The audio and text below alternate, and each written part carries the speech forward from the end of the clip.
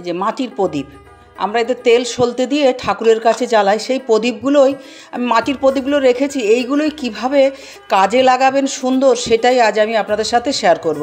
নমস্কার, আমার বৈষ্ণব রসনামৃততে সকলকে স্বাগত। প্রথমে প্রদীপগুলো দেখুন, অনেক দু একটা প্রদীপে আছে হালকা, আবার এক একটা প্রদীপে বেশ তেল চটচটে লেগে আছে। এই প্রদীপটা প্রথমে আমি একটু ধুয়ে নেব। বাটিতে আমি একটু গরম জল নিয়েছি, গরম জলের মধ্যে প্রদীপগুলো দিয়ে দেব। কিছু দিচ্ছি না, শুধু জল দিয়েই ধুয়ে নেব। যদি আপনারা দেখেন যে বেশি তেল আছে, তাহলে খুব সামান্য একটু সার্ফ দিতে পারেন। আমি এমনি ধুয়ে নিচ্ছি। খুব ভালো করে এগুলো একটু ধুয়ে নেব। ভালো করে ধুয়ে নিয়েছি, এবার জল থেকে আবার ছেঁকে তুলে নেব। একটা বস্তা পেতে নিয়েছি, কেননা আমি সমস্ত কাজটাই বারান্দায় পাখার তলায় বসে বসেই করছি। একটা বস্তা পেতে নিলাম।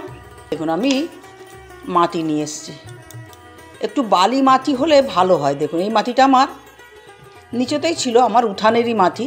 এই মাটি নিয়ে চলে এসেছি।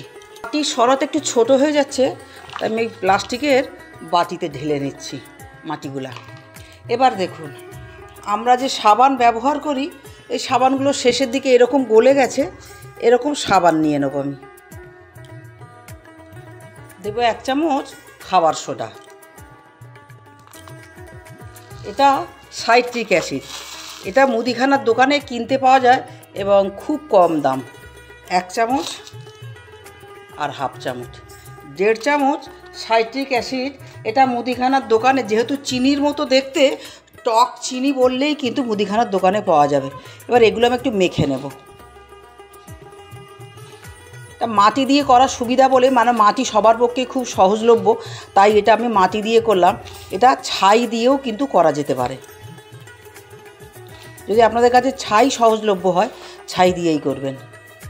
তবে একটু এরকম নরম মাটি হলে সুবিধা হবে। বাটিতে আমার জল আছে, এই জলের মধ্যেই হাতটা একটু ধুয়ে নিচ্ছি। এবার এই প্রদীপগুলো নেব।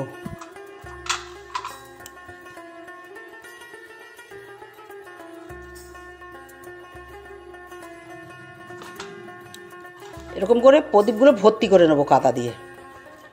আমি ভরে নিয়েছি, আর বাকি যেটা রইল এই প্লাস্টিক বাটির মধ্যে আমি তুলে নেব।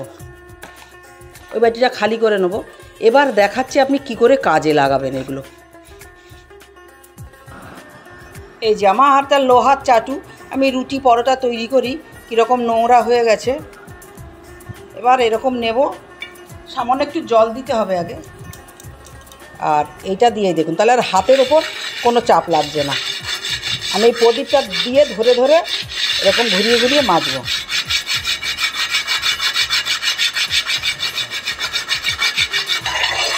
এবার ধুয়ে দেখে নেব কতটা পরিষ্কার হলো।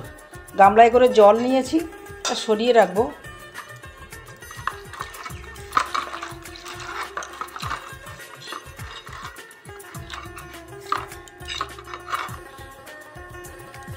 এবার দেখুন, যে বাটাটায় করে আমি প্রদীপ সাজাচ্ছিলাম, সেই বাটাটা পরিষ্কার করব। দেখুন যে মাটিটা লেগে আছে, সেই মাটিটা দিয়েই আমি আলতো আলতো করে রগড়াচ্ছি।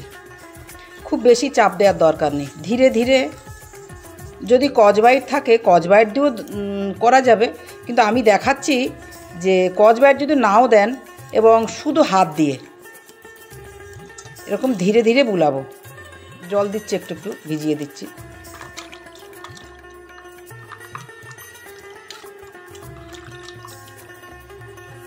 দেখুন একদম ঝকঝকে হয়ে গেছে। আর একটা দেখাচ্ছি, গামলাটা সরিয়ে রাখি। এবার দেখুন এই কড়াইটা দেখুন, রান্না করেছি যে হলুদ লেগে গেছে। এগুলো সহজে কিন্তু উঠতে চায় না, বা পুড়ে গেল। এটা আবার মাজা করা, মাজার পরে দেখাচ্ছি। এ দেখুন তবু কীরকম হলুদ হয়ে আছে। এরকম হলুদ করা যদি পুড়েও যায়, আমি যেমন মাজার পরে দেখাচ্ছি, যদি পুড়েও যায় তখন এরকম একটা মাটি আর সামান্য একটু কচবাইট। এও খুব জোরে চাপ দেওয়ার দরকার নেই। দেখুন আমি শুধু আগে চারধার বুলিয়ে নেব।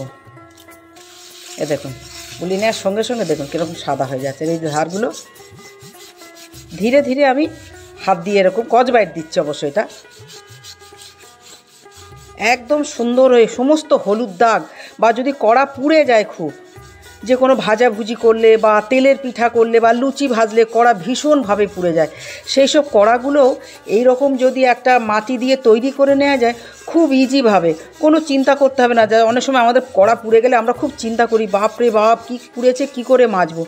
এরকম যদি একটা মাটি দিয়ে সাধারণভাবে ঘরে একটা পাউডার না বলবো এটা পেস্ট তৈরি করে রাখেন, তাহলে কিন্তু খুব ইজিভাবে আপনার কড়া যে কোনো বাসন সে ঠাকুরের বাসন হলেও আপনি মাজতে পারবেন, সে লোহার কড়াই চাটুও মাজতে পারবেন, আবার এই রকম সিলভারের যেগুলো হয় কড়াই সেগুলোও মাজতে পারবেন, ভাতের হাঁড়ি, কাঠে পোড়া হাঁড়ি, যে কোনো জিনিস এটা দিয়ে কিন্তু খুব সহজে মাজা যাবে। এবং এটা পাওয়াও তো দেখলেন খুবই ইজি, খুব সহজলভ্য, খুব সাধারণ জিনিস দিয়ে এটা তৈরি করে নিয়েছি। এটা মেজে নিই, তারপর আমি দেখাচ্ছি ধুয়ে।